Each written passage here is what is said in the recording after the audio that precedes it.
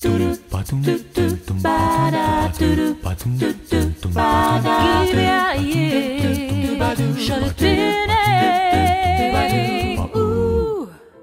vakaras, brangus radio klausytojai, su jumis kaip ir kiekvieną trečiadienį laida Gyvieji šaltiniai ir aš, jos vedėjas Arnoldas Matijošius.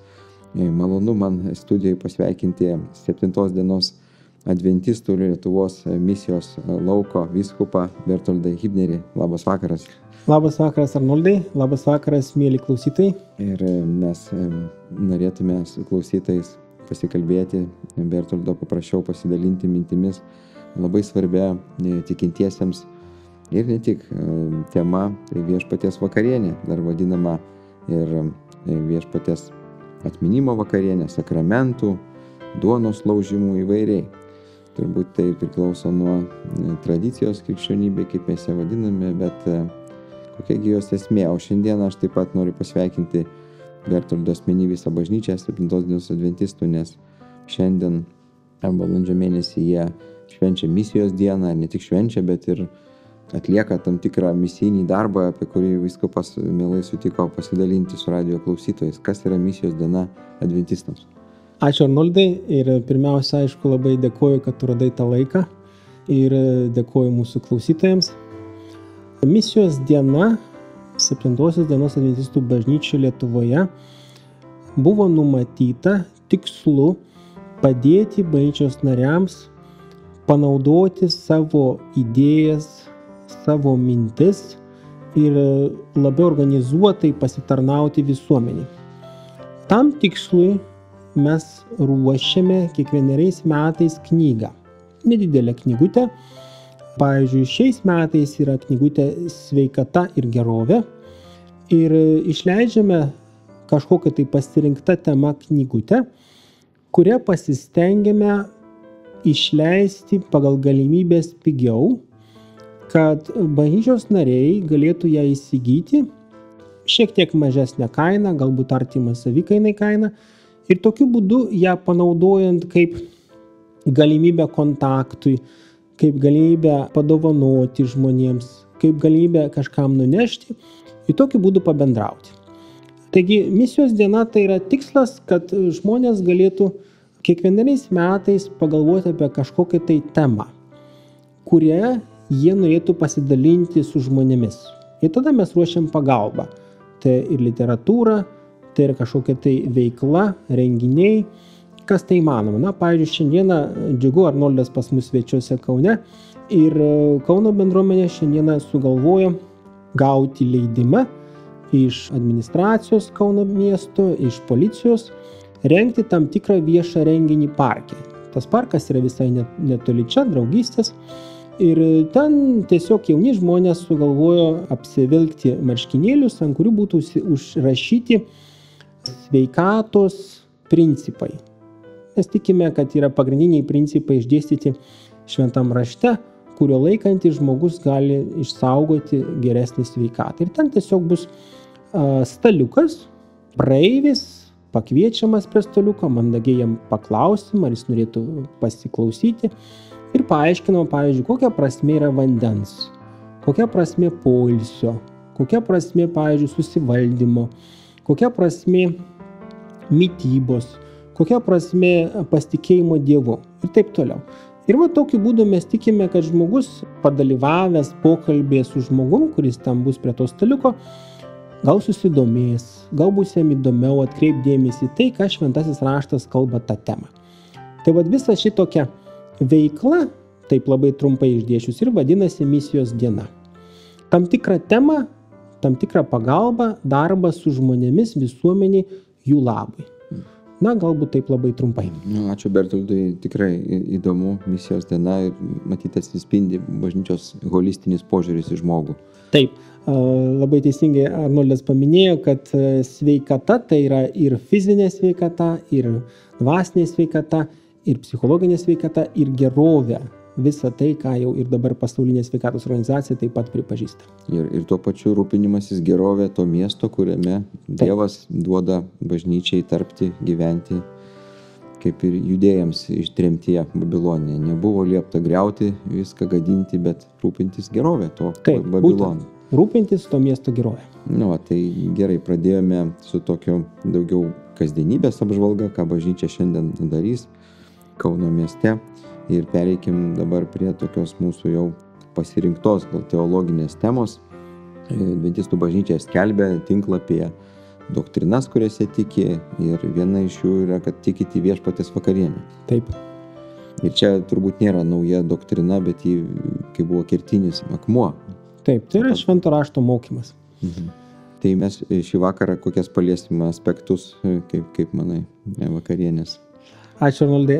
Iš tikrųjų, pamėginsime gal trumpai pasižiūrėti prasmė šventos vakarienės, jos įsteigimas, jos praktika, kaip ji buvo praktikuojama ankstyvoj bažnyčioj, kaip mes praktikuojam ją šiandieną, dalyvavimas, kas ir kaip, kokiu pagrindu dalyvauja, galiausiai pačio žmogaus supratimas ir požiūris, galbūt pavartokim tą tokį gal kiek jautresnį žodį, ar aš esu vertas būti, ar aš esu tinkamas dalyvauti, ar pasiruošęs.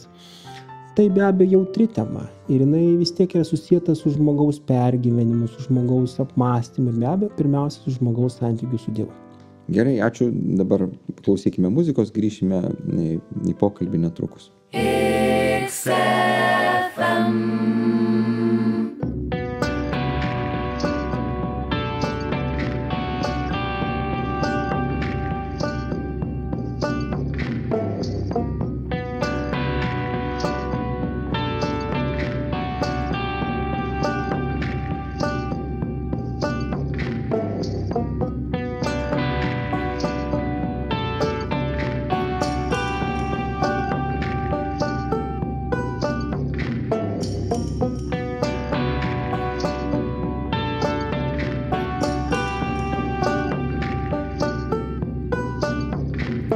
The depths of woe I raise to thee, the voice of lamentation.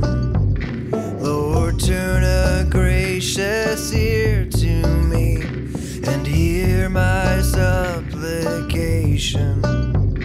If thou iniquities dost mark our secret sins and misdeeds dark, oh, shall stand before thee? Who shall stand before thee? Who shall stand before thee? Who shall stand before thee?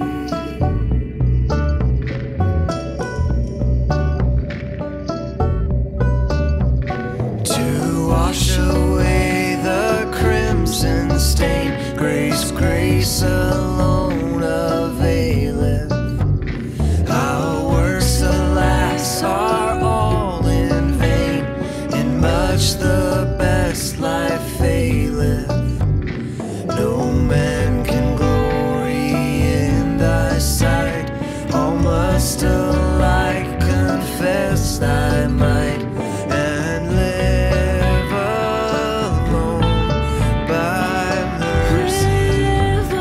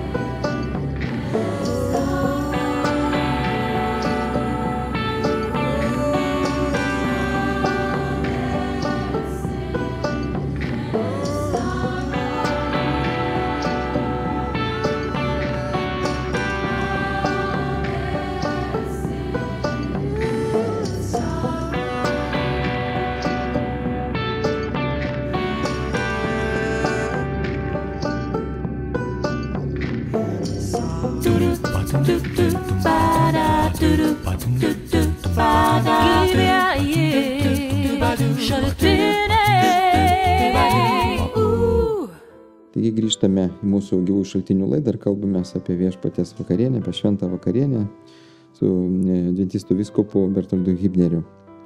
Kokia apskritai šventojo rašto prasmė vakarienės? Šventasis raštas mums sako, kad viešpats Jėzus Kristus įsteigė šventąją vakarienę, būtent jau suvokdamas, numatydamas ir kalbėdamas apie savo mirtį. Apie tai mes skaitom Mato Evangelijos 26 skyrius, 26 eilutės pasakyta: vakarieniaujant, Jėzus paėmė duoną, palaimino, laužė ir davė savo mokiniams. Ir lygiai taip pat ir taurę. Na ir aišku, pravartu prisiminti, kad ir apaštalas Paulius, taip pat pirmas laiškas Korintiečiams, 11 skyrius rašo: aš gavau iš viešpatės ir perdavau jums, kad viešpats Jėzus tą naktį, kuri buvo išduotas, paėmė duoną.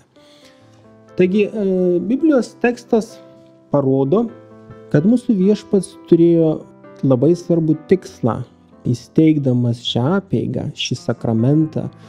Pirmiausia, parodydamas, kad yra perėjimas iš Seno testamento į Naują testamentą.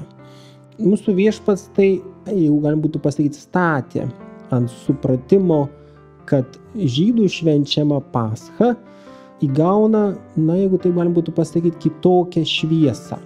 Ir žydams tai buvo priminimas apie išvadavimą iš nuodėmės, tai yra išėjimą iš Egipto. Lygiai taip pat ir mes, kada šiandieną paskelbėme bendruomenėje, kad už tik tai laiko prisiminsime viešpaties auką ir turėsime viešpaties vakarienę. Tai yra tikslas, kad žmogus turėtų laiko pasiruošti, ištirti save ir aišku savo santykius su Dievu. Nes tai yra pirmasis toks svarbus faktorius, pirmoji prasmė. Tai yra būtent prisiminimas, kad tu išvaduotas iš nuodėmės. Antra, pasišventimas viešpačiui. Peržvelgimas, savotiška inventorizacija savęs. Kitas dalykas tai taip pat yra labai svarbus faktorius apie atleidimą. Tai savotiškai yra netgi dalyvavimas tokioje bendra prasme atleidime, kad iš tikrųjų aš kaip bendruomenės narys, kaip Jėzaus Kristaus mokinys, esu pasiruošęs atleisti bet kuriam žmogui, su kuriuo vienas ar kitas mano santykis galėjo kažkaip tai nukrypti nuo normos. Tai yra bendravimas tarp žmonių. Galiausiai tai yra taip pat laukimas antro Kristaus atėjimo. Nes kaip ir apaštalas Paulius sakė, kiek kartų darysite tai, darykite mano atminimui. Na ir galbūt netgi reikėtų pamėginti paliesti taip pat, kad tai yra savotiškas ir tarnavimas. Nes pirmiausia, tai prasideda nuo kojų plovimo. Tai yra irgi labai svarbi prasmė tame, kad žmogus priimdamas pavyzdį iš viešpatės, pasiruošęs patarnauti, jeigu tai galim išsireikšti, pačiam neverčiausiam, pačiam žemiausiam, aš nežinau, tinkamą šitą žodį šitoje vietoje, visi žmonės yra labai vertingi. Bet jeigu mes pažiūrėsim, juk ten ir viešpats sako, aš esu šeimininkas ir aš jums patarnauju. Na? Viešpats yra tas, kuris patarnauja savo mokiniams ir galiausiai užima to tarno vietą.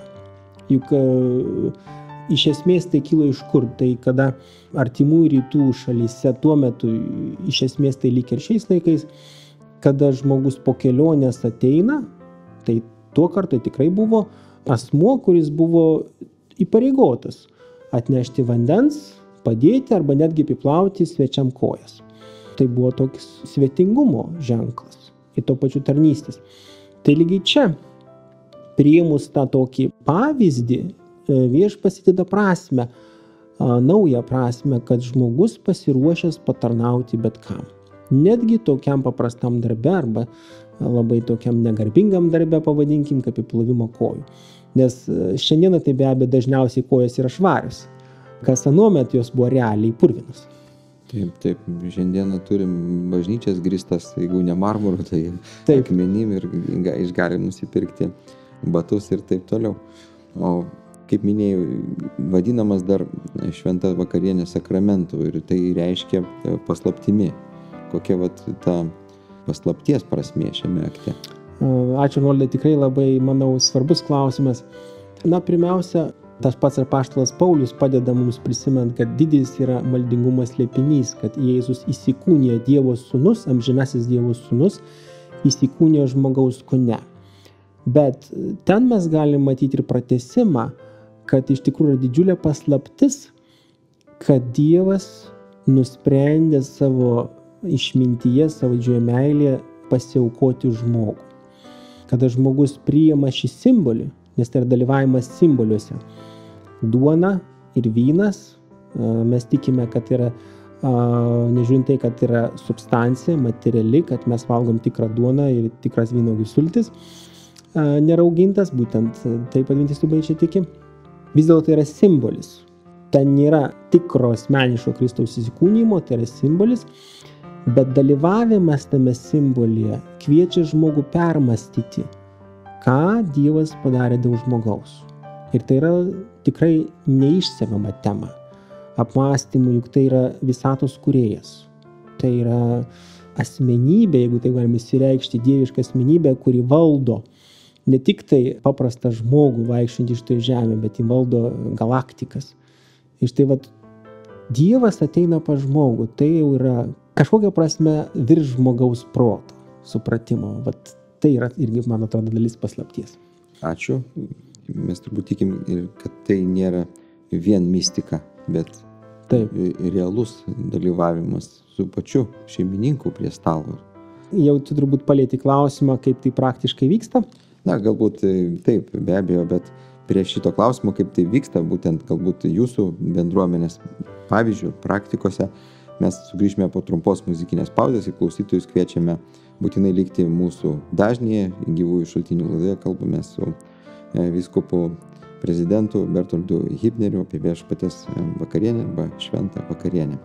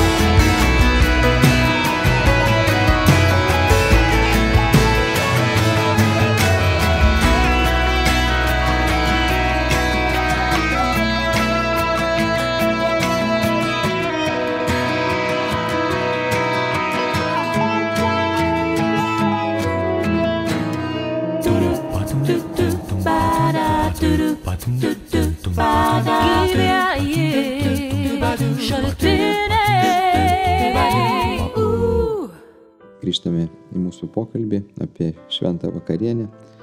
Bertoldai, kaip adventistų bažnyčios pavyzdžių jį vyksta praktiškai? Jeigu pažiūrėtume į kažkokią konkrečią vieną dieną, vieną atvejį, tai pastorius paprastai praneša šventos vakarienės datą jau iš anksto, kad žmonės turėtų laiko apmąstyti, pasiruošti. Įprastai tai yra 4 kartus per metus. Tai yra įprasta praktika. Vis dėlto nėra konkrečiai skaičius kažkoks tai numatytas, kad va tik tiek ir nedaugiau, bet tai būtų įprasta praktika. Nereikėtų per daug dažnai, bet aišku, nereikėtų per daug retai. Įprastai be abejo tai būna pastate, bažnyčios pastate, tačiau vėlgi ir čia nėra absoliučios aksiomos. Man tekę dalyvauti ir gamtoje pravestos šventos vakarienės, tai be abejo dažniausiai ir bažnyčios pastate. Manau, kad šioje vietoje irgi yra tam tikra laisvumo dalis. Ta diena be abejo diakonai ir diakonės atlieka savo paruošimą į darbą. Duona yra kepama, nerauginta duona, ir be abejo vynuogių sultis, ne vynas, nes raugas Biblijoje yra parodytas kaip nuodėmės simbolis. Jeigu mes pažiūrėsime apaštalo Pauliaus laišką, 1 laiškas Korintiečiam, 5 skyrius, 7-8 eilutės, ten ir parodyta, kad tai turi būti be raugo. Na, kaip jau mes minėjom, Arnoldai, šiandien mūsų pokalbėje, kad viešpats tai parodė tą perėjimą kaip iš tos Dievo tautos nurodytos šventės, švęsite Paschą, tai yra prisiminimą, kad buvote išlaisvinti iš nuodėmės. Lygiai taip pat ir čia, kada žmonės susirenka nariai. Ir tada pirmoji dalis po dvasinės dalies, po Dievo žodžio, yra kojų mazgojimo apeiga, po jos yra duonos priėmimas ir vyno arba neaugintų vynuogių sulčių. Kaip supratau, vyno ne. Būtent mes vadinam biblinę prasme vynu, bet visada pabrėžiam, kad tai ne vynas, tai neraugintas, o tai yra grynos vynuogių sultis. Duoną kepat būtent tai dienai. Taip. Be raugo. Taip. Tai yra iš vakaro paruošiamas. Kaip vaflis toks, ar ne? Taip. Sausas. O dabar apie tuos, kurie dalyvauti kviečiami, būtų įdomu išgirsti. Taip, iš tikrųjų čia irgi yra toks jautrus klausimas. Vis dėlto šitoje vietoje yra pravartu prisiminti, ką mes skaitom šventam rašte. Pačioj pirmoji šventoj vakarieniai. Mūsų viešpats aiškiai parodė, kad jis pasiruošęs patarnauti visiems. Jis apiplovė kojas visiems, įskaitant ir Judą. Bet vis dėlto tampa aišku, sulyginus Evangelijas, kad Judas nedalyvavo vakarienėje, nes Jėzus jam pasakė, kad daryk greitai, po kurio Judas išėjo. Na, ką tai moko? Pirmiausia, tai, kad tik Dievas žino motyvus. Mes neturim teisės spręsti, žmogus vertas ar nevertas. Kita vertus yra taip pat kita pusė labai aiški. Atvira nuodėmė neleidžia būti bendrijos, bendro kūno dalimi. Va tai irgi yra labai svarbi detalė, kurią adventistų bažnyčia aiškiai moko, kad žmogus darantis nuodėmę, atvira nuodėmė, kuri aiškiai, kuri matoma, jis nedalyvauja šventoje vakarieniai, bet jeigu tai yra jo asmeninis santykis su Dievu, tai žmogus nesprendžia. Nes tai yra motyvai, kurie tik Dievui žinomi. Ir todėl yra duotas tas laikas ištirti save, aptarti su Dievu, susiderinti, ar taip pat su žmogumi susiderinti. Ir tada tyra širdim ateiti dalyvauti šventoje vakarieniai. Būtent kaip ir Arnoldai minėjai, kaip tik yra skatinama dalyvauti šventoje vakarieniai. Ne tai, kad praleisti, bet atvirkščiai žmonės paskatinti. Kad dažniau būtų, kad turėtų tokį geresnį jausmą, tokį tyresnį. Tai yra vieta, tai yra laikas, kada žmogus turi džiaugtis. Tai neturi būti liūdesio kažkokia tai, ar tai apeiga, ar tai sakramentas. Ne, tai turi būti kaip tik džiaugsmas, kad aš atėjau pas Dievą. Ir aš ateinu pas Dievą toks, koks vargšas aš esu. Tai yra didelė prasmė tame, kad Viešpats priima žmonės ir skatina žmonės ateiti. Ir aišku, dėl to yra klaustukas, kaip yra su tais, kurie nenariai, kurie atėjo, sakysim, į pamaldas, kurie pamatė ir turi paskatinimą ir nori dalyvauti. Tikrai tekę susidurti su tokiam situacijom. Na, pirmiausia, tikrai stengiamasi paaiškinti žmogui prasmė, stengiamasi paaiškinti, ko reikėtų, kaip pasiruošti, kaip padėti žmogui.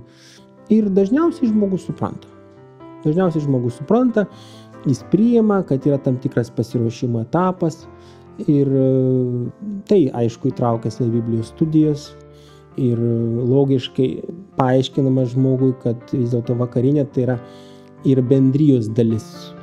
Tai yra ne tik mano asmeniniai santykiai su Dievu, bet tai yra taip pat ir mano kaip dalies kūno, Kristaus kūno, kaip bendrijos dalies mano vaidmuo. Todėl logiška būtų, kad, sakysim, nepilnamečiai vaikai ar nepasikrikštę nariai visada skatinami pirmiausia pastudijuoti raštą, suprasti, tapti kūno dalimi ir tada prašom, mielai kviečiame dalyvauti. Galiu, aišku, prisiminti vieną kitą atvejį iš savo praktikos matytą, kad yra buvę atveju, kada bendruomenė leido net ir nepasikrikštijusiam žmogui, bet dažniau tai būdavo kokio nors nario vaikas, jau pakankamai suaugęs, 18 metų ar daugiau, jeigu išreikšdavo norą, kartais bendruomenė paskatindavo, bet tai jau yra labiau išimtis. Tiesiog padedanti, nes vis dėlto mes turime suprasti, kad Dievo dvasia įveikia. Ir įveikti gali kaip ji nori, pas ką nori, kuriam nori žmogui. Ir jeigu jau mes akivaizdžiai matom, kad Dievo dvasia skatina, kartais verta neuždaryti kelio. O Bertoldai, paminėjom kojų plovimą, mazgojimą, o kaip dėl pasninko? Ar praktikuojama šiais laikais prieš vakarienę? Ar... Taip, ačiū Arnoldai. Iš tikrųjų, tai yra labai gera praktika ir tai yra laisvas apsisprendimas žmogaus. Jam pasiūloma yra, kad jeigu jūs norite labiau susikaupti, labiau susitelkti savo dėmesį, labiau pamastyti apie tai, pasnikas gali būti naudingas. Bet tai taip pat gali būti ir su susilaikymu nuo maisto ir be jo, nes Dievo žodis pasniką įvardina ne vien tik tai kaip nepriėmimo maisto. Pasnikas taip pat yra ir savotiškas susitelkimas, galbūt netgi kažko tai gero padarimas, kaip ir Izaijame skaitome, koks pasnikas Dievui patinka. Tai yra atlaužti savo duonos vargstančiam, padėk kitam žmogui. Tai yra taip pat prasmė to pasniko, taip kad labai svarbu. Pasnikas yra reikalingas ir paskatinama bendruomenės narius ir primenama jiems, kad tai yra, kam jūs turite pasiruošti, kad žmogus ateitų pasiruošęs. Pati duona, kurią laužėte ir valgote, ar jinai tuo metu, kai tą darote, įgyja kažkokią tokią kitą substanciją, ar tai yra tik simbolis? Taip, ačiū. Svarbus klausimas. Duona yra tik simbolis. Ir vynuogių sultys yra taip pat simbolis. Mes valgom duoną ir mes išgeriam vynuogių sultys, bet nieko daugiau. Reiškia, prieš dalyvaujant vakarienėje, kalbant, aišku, mūsų lietuviškame, katalikiškame kontekste, nėra to reikalavimo kažkiek valandų nieko nevalgyti ir po vakarienės irgi keletą valandų nieko nevalgyti. Ne, nėra tokio reikalavimo, kadangi Viešpats ir pats nurodė, tai yra mano prisiminimui, tai yra simbolis, kuris turi prasmę, tai yra, kaip ir Viešpats sakė, tai yra naujosios sandoros taurė. Tai yra tai, ką Viešpats įsteigė, kad jisai įsteigė naują sandorą, ne tokia prasme, kad senoji nebegalioja, bet tokia prasme, kad yra kažkokia nauja mintis, nauja prasmė, tai yra, kad Viešpats yra tas svarbiausias asmuo. O kai kurios evangeliškos bendruomenės Lietuvoje po šventos vakarienės, po jos metu praktikuoja agapę, dar tokį tikrą pavalgymą kartu, kaip pas jūs. Taip, iš tikrųjų, ačiū. Ir tai labai įdomus pastebėjimas ir geras. Aš manau, kad įvairiai būna, Arnoldai. Yra, kur bendruomenės yra iš tikrųjų kažkoks ir konkretus maistas ir ir aišku paruoštas, o yra kur ir nėra. Čia, manau, pagal pasirinkimą. Žodžiu, čia jau kiekviena bendruomenė vietinė. Taip, nusprendžia tą kaip tvarką. vietinė bendruomenė nusprendžia, kaip jį tvarkosi, kaip jį patinka. Gerai. Padarykime muzikinę pauzę ir baigiamą laidos dalį išgirsime netrukus. Pensive down, fearful heart, hear what Christ, the Savior says.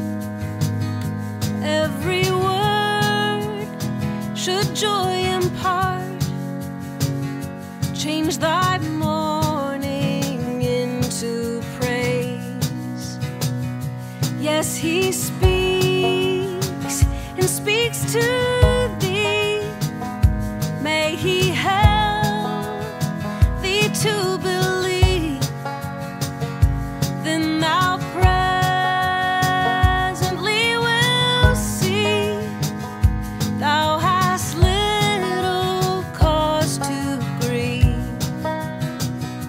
Fear thou not, nor be ashamed. All thy sorrow soon shall end. I who heaven and earth have framed am thy husband and thy friend.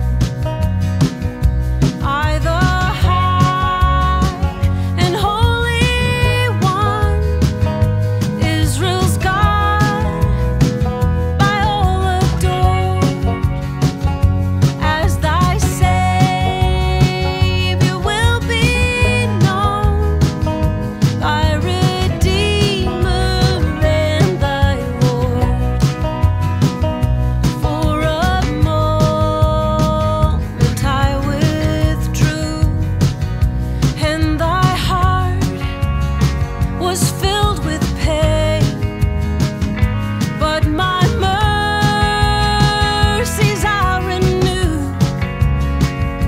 Thou shalt soon rejoice again. Though I scorn to hide my face, very soon my wrath shall cease. 'Tis but for a moment's space, ending in eternal peace.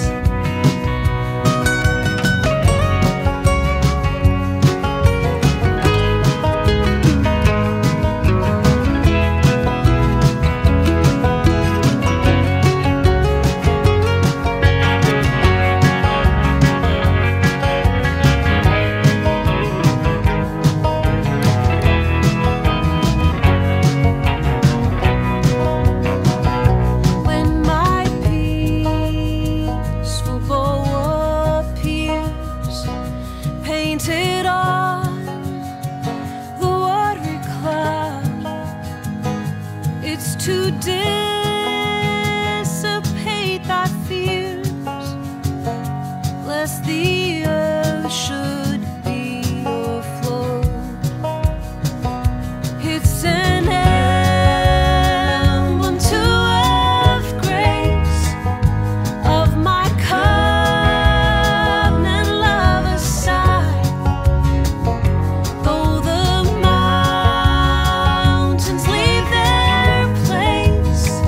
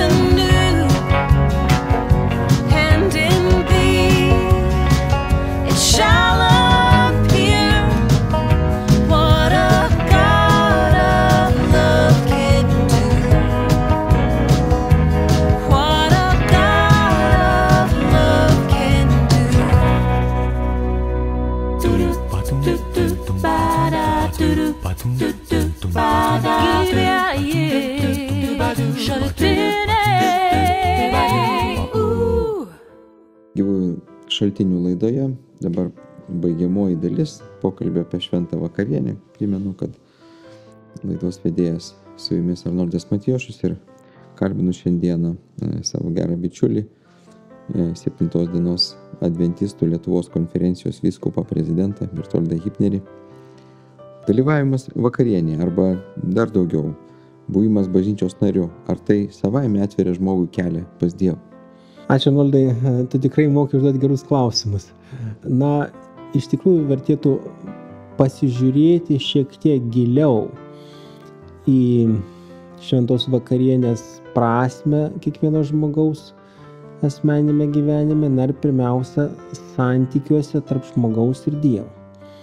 Jeigu mes prisiminsime šventąjį raštą, tai Jono Evangelijos 13 skyrius ir 25 eilutė mūsų Viešpats paliko labai svarbią mintį, su kuria žmonėms reikia gyventi kasdieną. Tekstas sako: aš jums duodu naują įsakymą, kad jūs vienas kitą mylėtumėte, kaip aš jūs mylėjau, kad ir jūs taip mylėtumėt vienas kitą. Iš to visi pažins, kad esat mano mokiniai, jei mylėsite vieni kitus. Tai va, čia taip kaip ir tu minėjai, Arnoldai, Viešpas aiškiai parodo, kad atlikimas apeigų ar dalyvavimas kažkokiuose sakramentuose ar netgi bažnyčios veikloje nėra garantas, kad Viešpats pripažins mus vertus likti amžinybėje. Ką Viešpats yra aiškiai pasakęs, kad jis nori turėti asmeninius santykius su žmogumi, kurių metu žmogus giliau pažįsta Dievą. Ir kaip ir Kristus sakė, amžinas gyvenimas tai yra pažinimas Dievo ir jo siųsto Mesijo Jėzaus Kristaus. Taigi ne apeigos, ne sakramentai, ne dalyvavimas, bet asmeniniai santykiai su Dievu, tuo adventistų bažnyčia tiki. Todėl labai svarbu yra kasdienis gyvenimas su Dievu, kasdienis vaikščiojimas su juo. Ką mes įprastai vadinam mokinystę. Apaštalas Paulius laiške Romiečiam 10 skyrius ir ten 4 eilutę aš perskaitysiu, sako, juk įstatymo tikslas Kristus, atėjęs nuteisinti kiekvieno, kas tiki. Kiekvienas žmogus, kuris savo gera valia, savo įsitikinimu nori sekti Kristumi, Kristus yra pasiruošęs ir tikrai vykdo jo nuteisinimą. Ir tokiu būdu ir augina žmogaus asmenybę, augina jo supratimą ir pažinimą Dievo. Tai va čia ta mokinystė, tai yra kasdieninis gyvenimas, kasdieninė mokykla. Ir šventa vakarienė ten turi labai svarbią reikšmę. Juk ir žmogus vaikščiodamas kasdieniam gyvenime susiduria įvairiausias situacijas. Ir nori, nenori, permaistai, o kaip aš pasielgiau toj situacijai? Ar tikrai kitą kartą taip pat pasielgčiau? Ar galbūt Viešpas kažko mane nori išmokyti naujo? Galbūt atveria kažką, tai ką man reikėtų naujai permastyti savo gyvenime. Galbūt ne viskas dar suderinta su Dievu. Tai va šventa vakarienė kažkaip panašiai kaip ir Viešpas norėjo mums parodyti, tai yra savotiškas apiplovimas žmogaus. Nuo to savo supratimo, kad gal kažkas ne taip. O kada aš ateinu pas Dievą ir susiderinu su juo, su savo artimu, aš einu visiškai švaria širdim. Aš padariau, ką aš galėjau geriausia. Mūsų Viešpats turi tokią labai nuostabią ir gerą požiūrį į žmogų, kad jis sako žmogui taip. O ką tai reiškia? Jis sako taip tas, kuris stengiasi, tas, kuris tarnauja, tas, kuris galbūt net yra abejoja ar vargsta.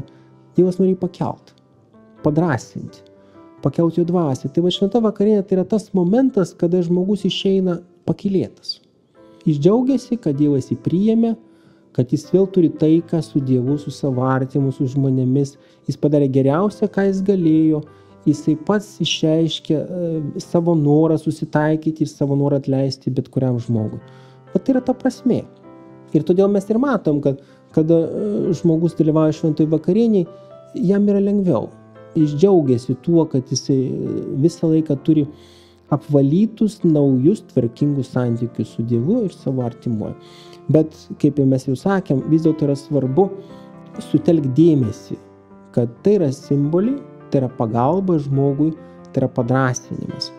Bet tai neturės kažkokios įtakos žmogui, jeigu žmogus vis dėlto nenorės būti sąžiningas pilnai, nebus pilnai pasišventęs, nebus absoliučiai pasišventęs Dievo valiai, kad kur be viešpats vestų, į kokias situacijas mane, aš vis dėlto norėčiau sekti Dievu.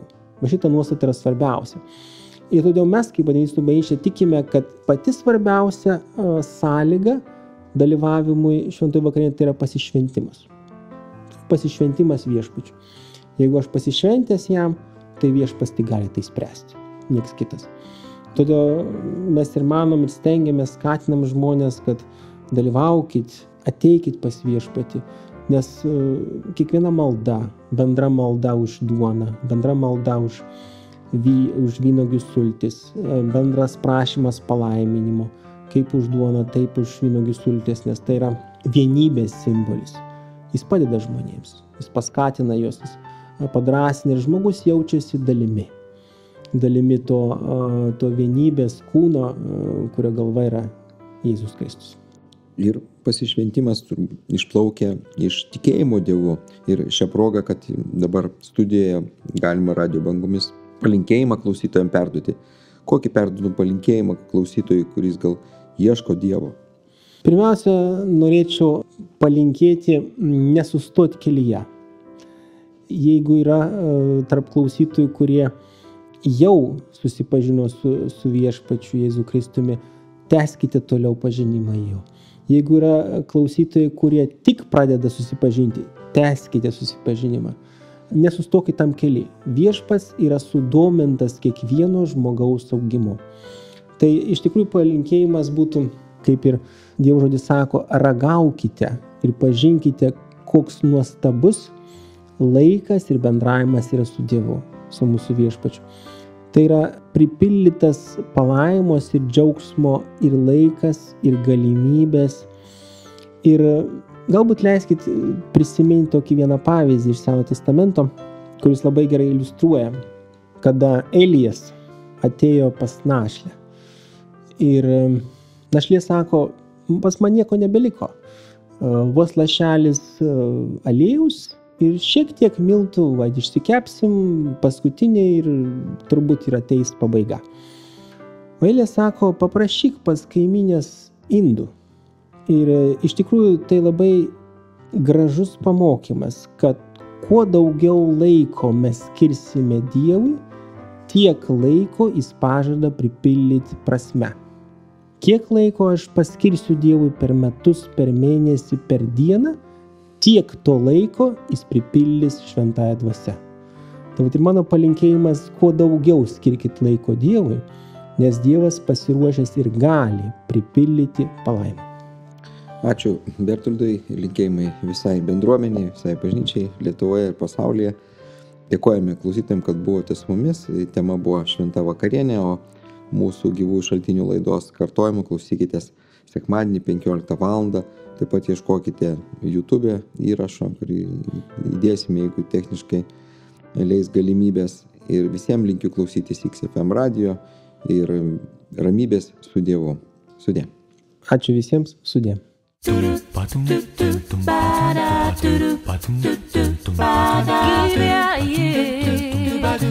Yeah.